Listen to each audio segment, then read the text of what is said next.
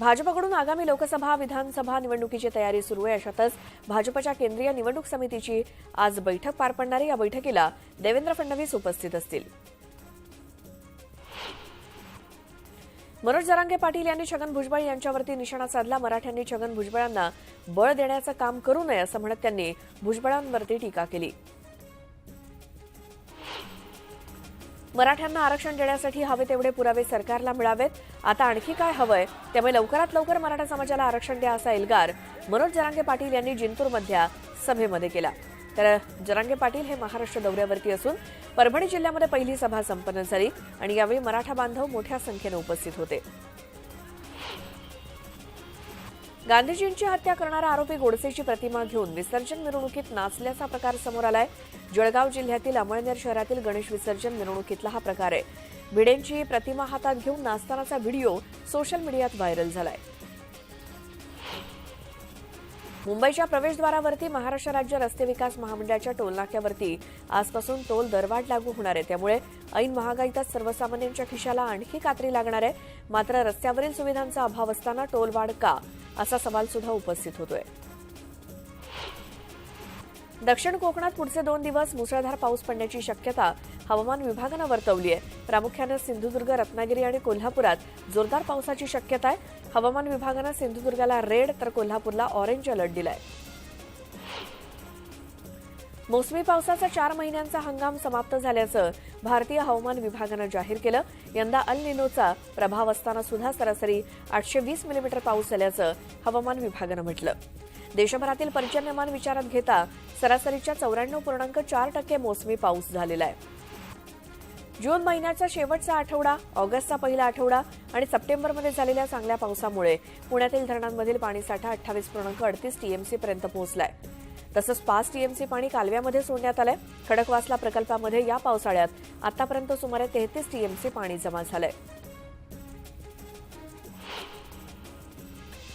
मावळ तालुक्यासह पिंपरी चिंचवडला पाणीपुरवठा करणारं पवना धरण 100% भरलं।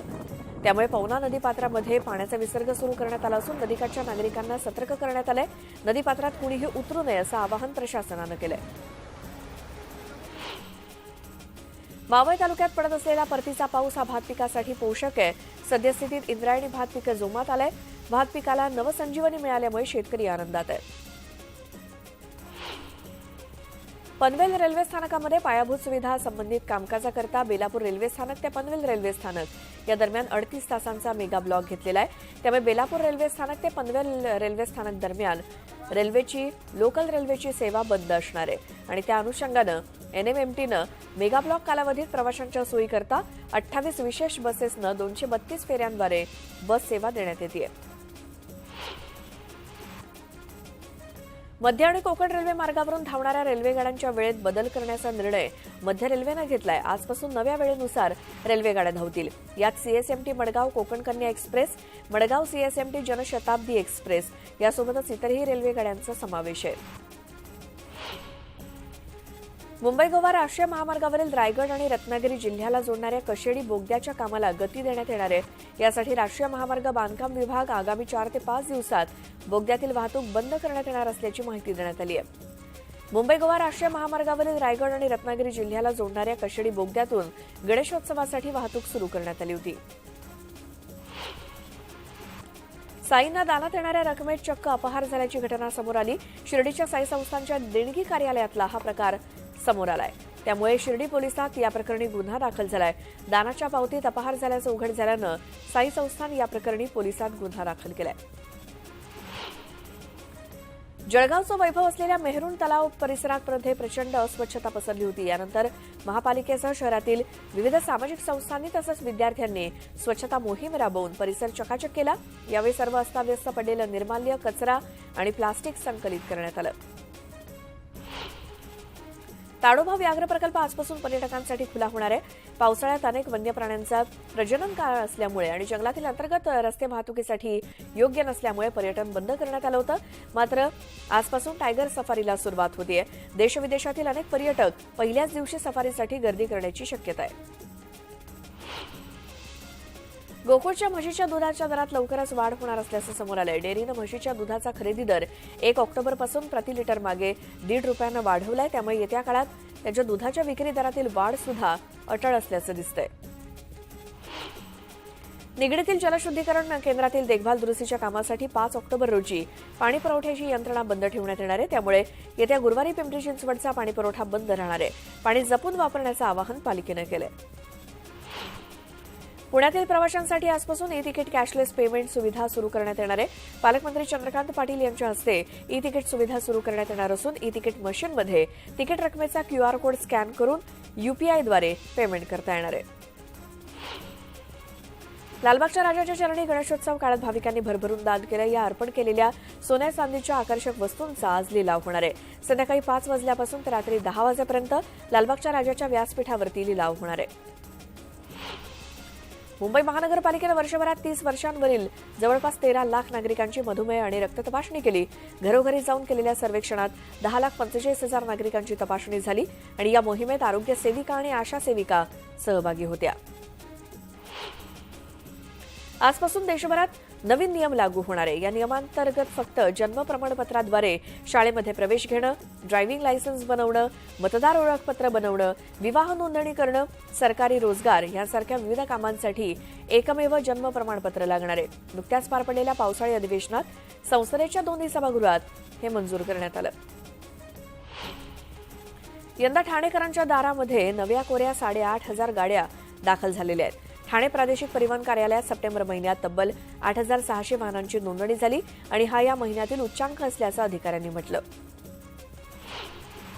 मुंबईतील कुलाबा, वांद्रे, सिप्स म्हणजेच आरे ते कफ परेड या भूमिगत मेट्रो मार्गिकेतून प्रवास करणाऱ्यांना विनाअडथळा मोबाईल नेटवर्क उपलब्ध व्हावं यासाठीची तयारी पूर्ण झाली आहे. यासाठी जमिनीखाली 20 मीटर खोलीपर्यंत अँटेना बसवले जाणार आहेत आणि या मार्गिकेचा आरे ते BKC हा पहिला टप्पा डिसेंबरपासून सुरू होणं अपेक्षित आहे. दहिसर पूर्वेतील वर्धमान औद्योगिक वसाहतीतील हिरे कारखान्याला भीषण आग लागल्याची घटना घडली. रात्री 11 वाजण्याच्या सुमारास आग लागली होती. दरम्यान आगीवरती नियंत्रण मिळवण्यात यश आलंय.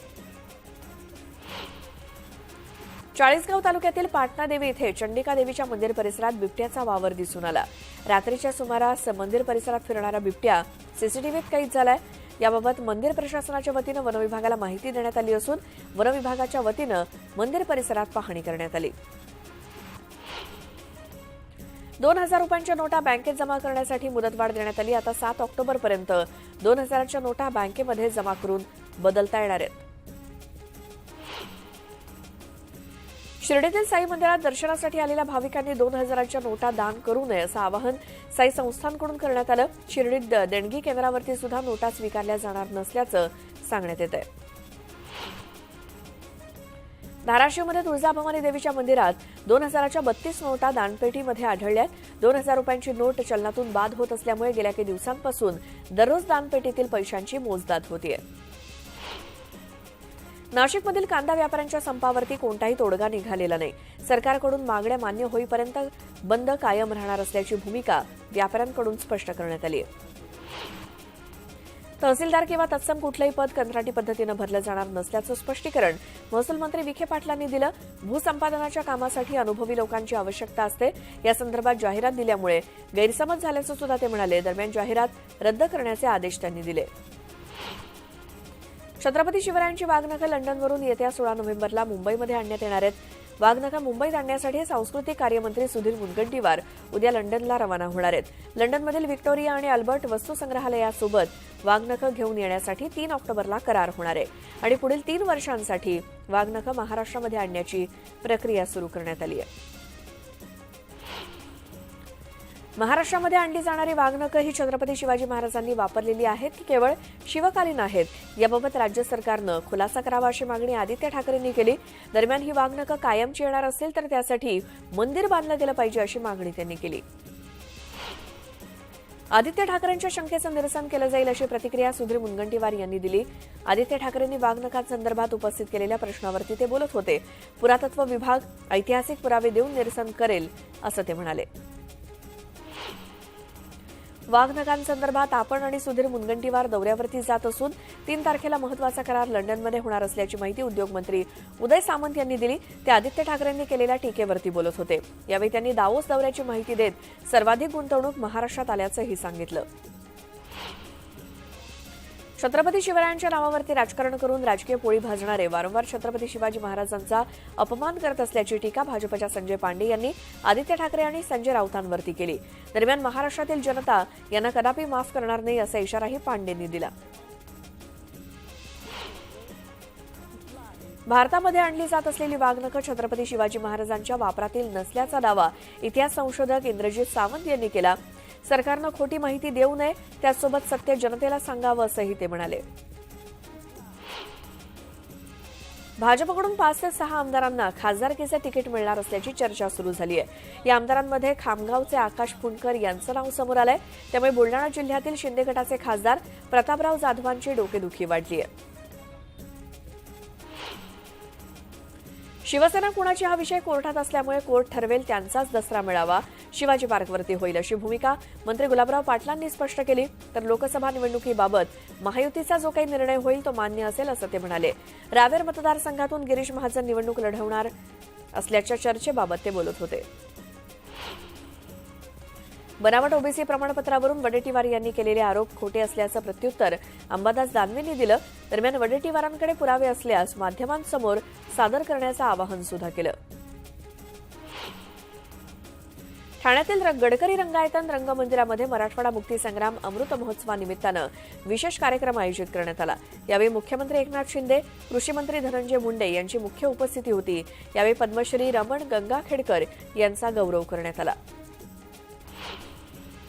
सोलापुरात शिवसेनेकडून आरोग्य शिबिराचं आयोजन करण्यात आलं. या उपक्रमाला मोठा प्रतिसाद मिळाला.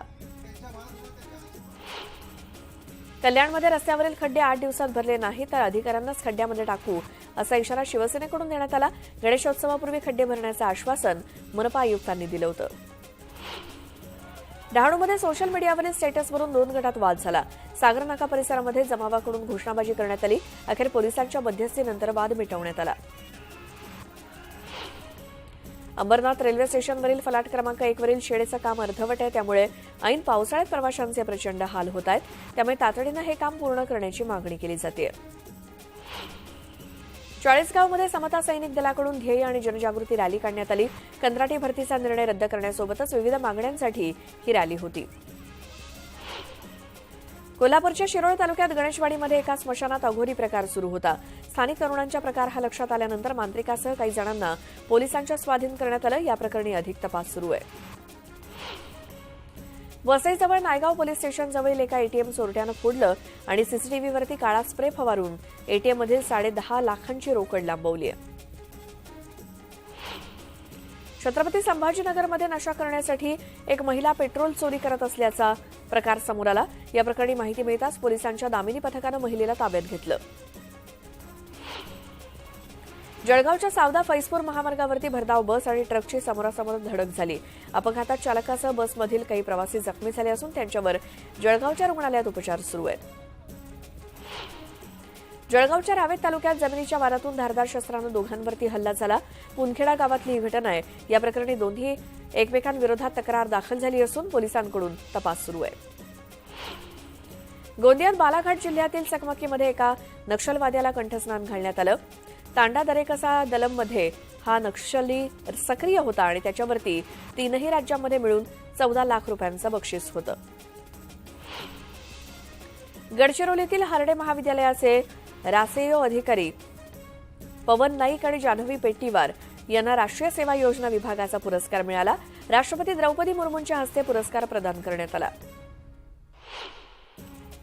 धुळ्यामध्ये साक्री तालुक्यातील शेतकऱ्यांना तब्बल 4,11,000 बैलजोडी विकत घेतली. शेतकरी स्नेहल बोरसे यांनी बँडबाजाच्या गजरात बैलजोडी गावात आणली. कर्नाटकातली ही बैलजोडी पाहण्यासाठी ग्रामस्थांनी गर्दी केली.